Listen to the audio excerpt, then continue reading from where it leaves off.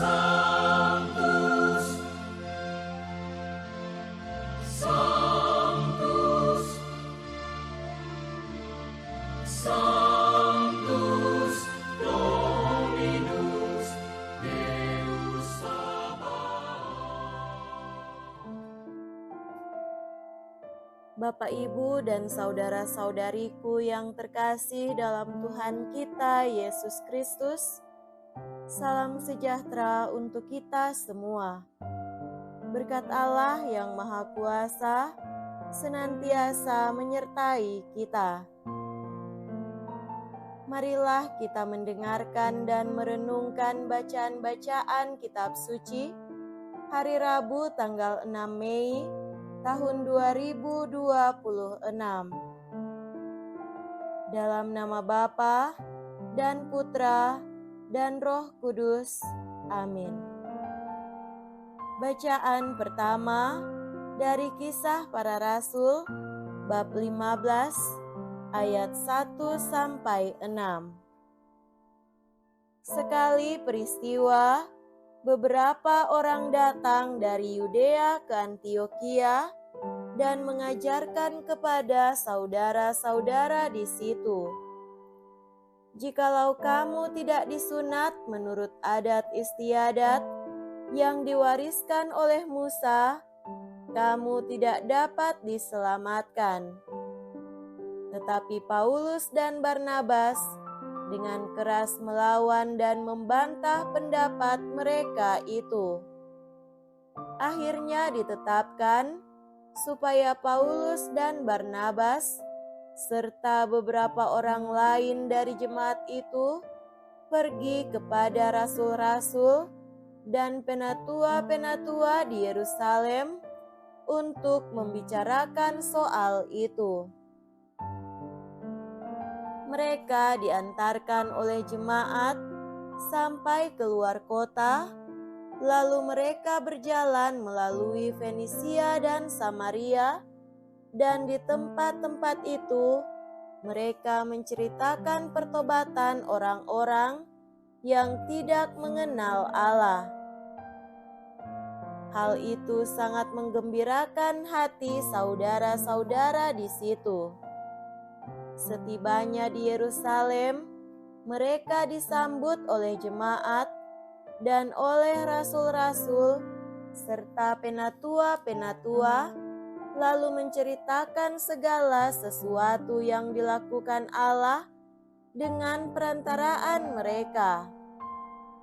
Tetapi beberapa orang dari golongan Farisi yang telah menjadi percaya datang dan berkata, "Orang-orang bukan Yahudi harus disunat dan diwajibkan untuk menuruti hukum Musa." Maka bersidanglah rasul-rasul dan penatua-penatua untuk membicarakan soal itu. Demikianlah sabda Tuhan. Syukur kepada Allah.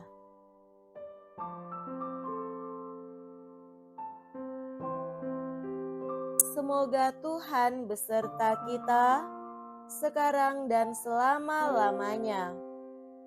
Inilah Injil suci menurut Santo Yohanes.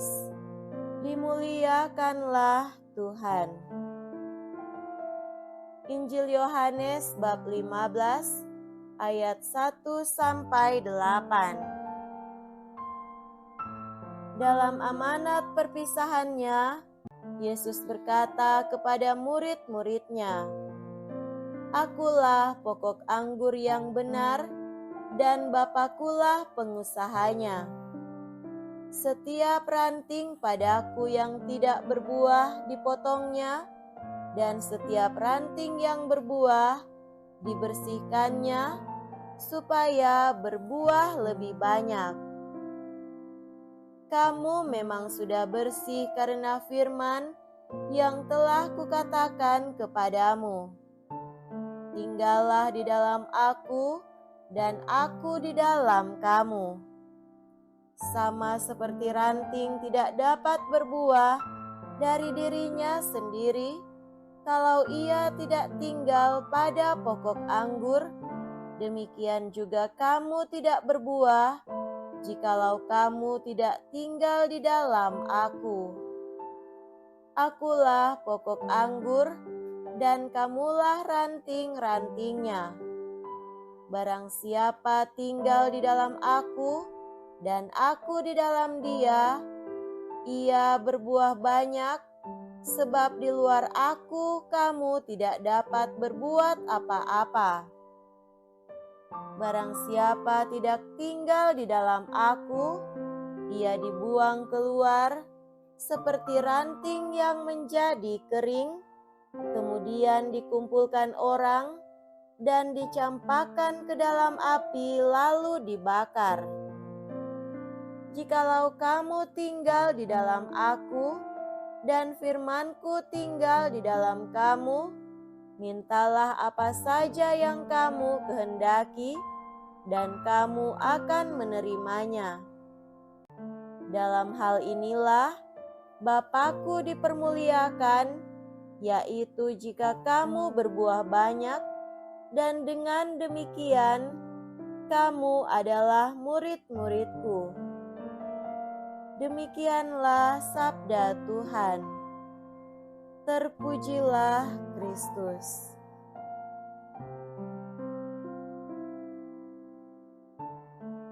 Saudara-saudariku yang terkasih dalam Tuhan kita Yesus Kristus, tema renungan kita pada hari ini adalah Yesus pokok anggur sejati. Gagal dalam hidup sering diibaratkan dengan ranting yang patah. Sebesar apapun usaha kita untuk menyambungnya kembali dengan pohon, kita tak akan bisa mengembalikannya kepada keadaan yang semula. Maka pilihan terbaik dari sang ranting adalah tetap melekat pada pohonnya, karena bertahan lebih lama itu lebih baik. Kita berdamai walau tak semudah mengatakan dan kelihatan dan percaya, maka walau tak tahu kapan itu, bahwa kita tetap akan sampai. Mari menjadi bagian dari pokok anggur yang diusahakan oleh Allah, sebagaimana yang digambarkan oleh Yohanes dalam Injil hari ini. Yesus sendiri bahkan sudah menyatakan pokok anggur yang sejati itu adalah dirinya sendiri. Pokok anggur di mana ranting-ranting terbaiknya akan mengambil hidup darinya dan akan berbuah banyak. Pada titik inilah kita sedang ditransformasi oleh Yesus sendiri menjadi murid-murid-Nya. Saudara-saudari yang terkasih, semoga dengan semangat kebangkitan Yesus dalam Paskah mulianya, kita dimampukan untuk menjadi ranting dari pokok anggur sebagai buah keputusan tegas dan berani sebagai orang beriman. Marilah dalam kesatuan dengan pohon anggur sejati, kita belajar bukan untuk menghindari badai, tapi untuk tetap kuat berdiri walau badai tak kunjung reda dalam hidup. Yakinlah pada diri kita, pohon itu tak akan tumbang. Ia berakar kuat dalam kasih dan kehendak Allah, sehingga kita sebagai batang dan rantingnya pun akan menjadi kokoh dan kelak berbuah lebat. Jangan mau ditipu oleh daya setan atau menjadikan kita ranting rapuh sehingga harus dibuang dari pokok anggur yang sejati. Melekatlah pada Yesus sebagai sahabat setia kita dalam hidup yang kadang terlalu sering dihampiri badai dan gelombang. Semoga demikian. Amin. Dalam nama Bapa dan Putra dan Roh Kudus. Amin.